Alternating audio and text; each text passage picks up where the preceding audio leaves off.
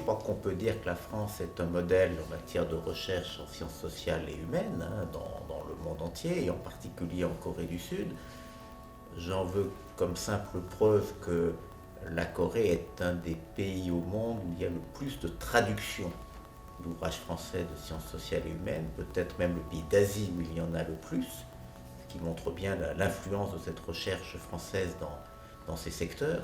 Ça s'intègre dans un programme beaucoup plus vaste, mené par le ministère des Affaires étrangères et par d'autres institutions françaises. Je vous rappelle simplement que le ministère des Affaires étrangères, par exemple, soutient des centres de recherche en sciences sociales et humaines à Hong Kong, le CEFC, au Japon avec la maison franco-japonaise, à Bangkok, à Pondichéry, et toutes ces institutions travaillent en réseau pour développer donc l'influence de la France en sciences sociales et humaines en Asie.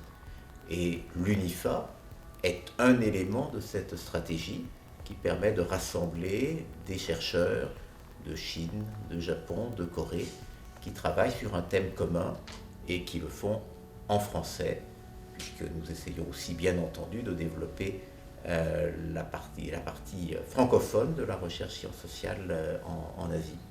C'est une situation qui est assez favorable, bien entendu, et pour des raisons évidentes.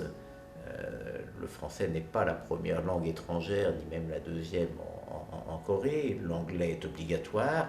Et puis le chinois, le japonais sont évidemment plus enseignés que le français, ce qui est assez logique. Mais après ces langues-là, le français se situe très bien. Et on a même maintenant un renouveau de l'enseignement du français, qui est d'ailleurs très largement lié à l'intérêt accru de la Corée pour les pays francophones, au-delà de la France elle-même. La Corée s'intéresse de plus en plus à l'Afrique. Elle a de plus en plus d'entreprises qui sont actives en Afrique. Et c'est une des raisons qui font que le nombre maintenant de Coréens qui apprennent le français est en augmentation régulière. Et c'est quelque chose dont nous nous félicitons, car la francophonie, il faut toujours le répéter, la francophonie, ça n'est pas uniquement la France. Ce sont des pays et des personnes sur les 5 continents qui parlent et pratiquent le français. Et pour un Coréen, parler le français en plus de l'anglais est évidemment un atout important maintenant pour trouver un emploi. Et c'est une motivation évidemment très importante pour les étudiants coréens. C'est en bonne partie le développement de la présence coréenne partout dans le monde, et pas seulement en France, et notamment dans les pays d'Afrique francophone, mais aussi par exemple en Afrique du Nord, mais aussi au Canada, et qui est une motivation importante.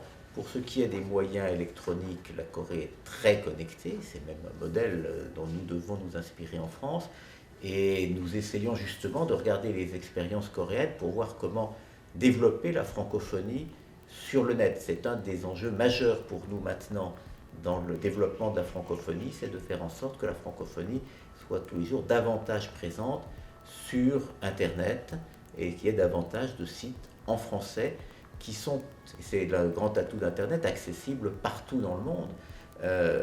D'ailleurs, ce n'est pas uniquement les sites classiques. Vous savez que maintenant, grâce à Internet, on peut écouter par exemple les radios françaises partout dans le monde, toutes les radios françaises, et c'est aussi un outil très utile pour soutenir l'apprentissage de la langue. Alors ce que nous essayons de faire d'abord, c'est de soutenir les efforts des professeurs coréens de français, parce que nous ne pouvons rien faire tout seul, nous ne pouvons travailler qu'avec les Coréens bien entendu, donc nous travaillons avec eux sur les méthodes d'enseignement, nous travaillons avec eux pour essayer aussi de convaincre les autorités coréennes de faciliter l'enseignement du français ici. Et puis, au-delà de tout ça, nous travaillons aussi sur des modèles un peu plus nouveaux. Notamment, nous aimerions essayer de développer les classes bilingues en Corée, parce que ce qui est important dans l'enseignement du français, ce n'est pas seulement le nombre de personnes qui apprennent le français, c'est également la qualité de ce français. Et les classes bilingues sont un des meilleurs moyens pour avoir vraiment des gens qui sont à l'aise en français, capables d'utiliser le français tous les jours. Et nous allons lancer une expérience avec un des principaux lycées de Séoul, un des plus cotés, qui va développer des classes bilingues à partir de l'année prochaine. Et j'espère que cet exemple fera école.